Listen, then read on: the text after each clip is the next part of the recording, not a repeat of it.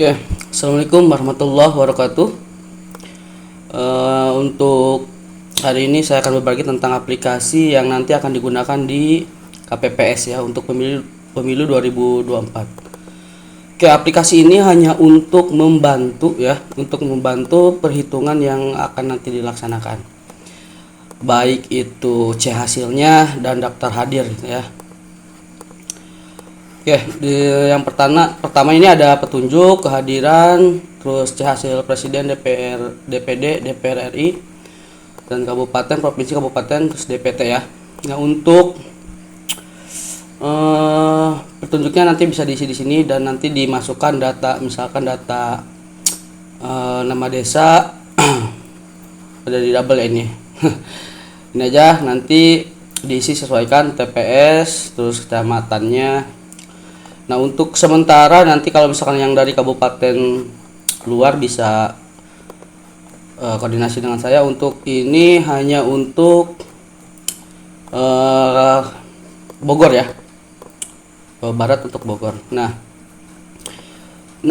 untuk pertama penggunaan ini yang jelas gini ya. Untuk pertama itu kan kalau kita lihat peta atau denah untuk di TPS nanti, yang pertama kan itu daftar hadir ya. Nah, untuk daftar hadir ini kehadiran ini itu gunanya nanti untuk melihat atau secara cepatnya laki-laki dan perempuannya itu jumlahnya berapa gitu.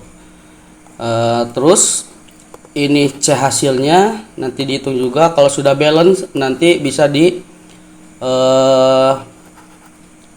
diisi di C hasil yang ininya ya. Kalau ini kan format C hasil salinan sebenarnya ya. Nah, untuk DPT nanti diinput, DPT-nya dimasukkan, yang punya DPT nomor KK, NIK, nama dan lain-lain. Ini hanya contoh ya. Nomor KK 1, NIK nomor NIK 1 ya. Nama, tanggal lahir, jenis kelamin dan lainnya lah gitu ya. Nah, untuk nomor DPT sesuaikan, kan pasti punya nomor DPT ya dia ketika memilih itu. Bukan nomor DPT, nomor undangannya itu dia nomor berapa. Nah, contoh misalkan kita masukkan dulu ke sini, copy paste semua DPT-nya yang ada di sini, masukkan ke sini semua. Setelah itu nanti ketika pelaksanaan di TPS, yang pertama itu untuk tentang kehadiran dulu. Nah, kehadiran itu ketika DPT sudah dimasukkan ke sini, nanti yang penerimaan pertama itu cukup dia masukkan nomor DPT saja. Misalkan nomor 5 datang ya, nanti keluar terus nomor 6, misalkan nomor 1 yang keluar, yang datang maksudnya ya. Terus nah, ketika ini udah auto, dia nggak akan bisa ganda. Misalkan nomor 1 kita salah ketik nomor 1 lagi, di sini sudah ada keterangan sudah terinput atau dia sudah datang gitu ya, jadi nggak bisa datang 2 kali gitu.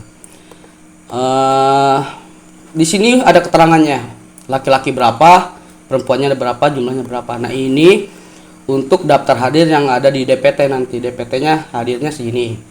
Bukan, ini di luar DPTB ya dan DPK. Ini hanya untuk DPT saja. Nanti DPK-nya dan DPTB bisa manual. Oke, setelah itu kita kan udah selesai nih, nanti ke perhitungan. Kita masuk ke perhitungan, berarti masuknya ke C salinan ya. Nah, ini itu gunanya untuk membantu saya tadi bilang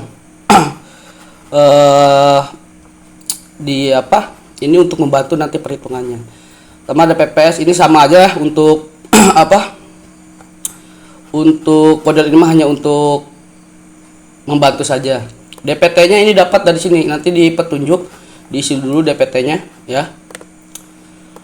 Contoh misalkan DPT-nya ini 153, 127. Nah, misalkan sudah hadir, yang tadi kita di kehadiran kan berapa ini? Laki-lakinya 1, perempuannya 3. Perempuannya 1, laki-laki 1, perempuannya 3. Nah, ini 4. Setelah itu ini diisi, kalau misalkan kosong ya isi kosong. Nah, ini diisi, di sini ada keterangannya. Kolom yang ini aja ya, yang warnanya seperti ini yang diisi. Nah, dari 153 dan 127 ini kan jumlah DPT-nya ada 280. Nah, 280 kalau misalkan ditambah dengan 2%, ini perkiraan 6 ya, 6. Nah, 2, jadi totalnya surat suara itu termasuk cadangan 286 harusnya.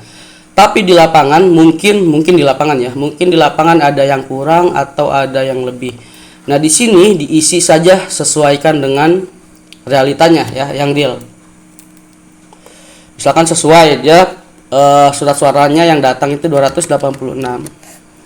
Oke, sampai sini kita lanjut ke bawah. Ada nggak surat suara yang keliru dicoblos? Misalkan yang keliru dicoblosnya memang nggak ada, ya berarti isi 0. Disabilitasnya ada apa enggak? Misalkan nggak ada, ya isi dengan nggak ada. Kalau misalkan ada, di sini ditulis. Disabilitas ini tidak mengaruh ya ke jumlah suara. Kita lanjut ke bawah. Nah, untuk bawah ini, nah di sini ada keterangan. Jika di sini keterangan benar berwarna hijau, ini kan masih merah ya. Karena kenapa? Jumlah suaranya ini masih kosong.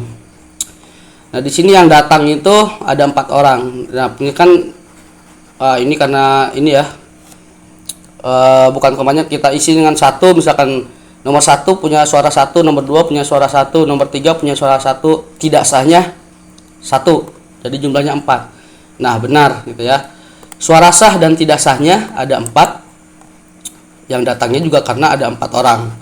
Nah, di sini otomatis ngisi gitu ya. Jumlah suara yang digunakan ada 4. Yang tidak digunakan atau surat suara yang nggak dipakai ini jumlahnya.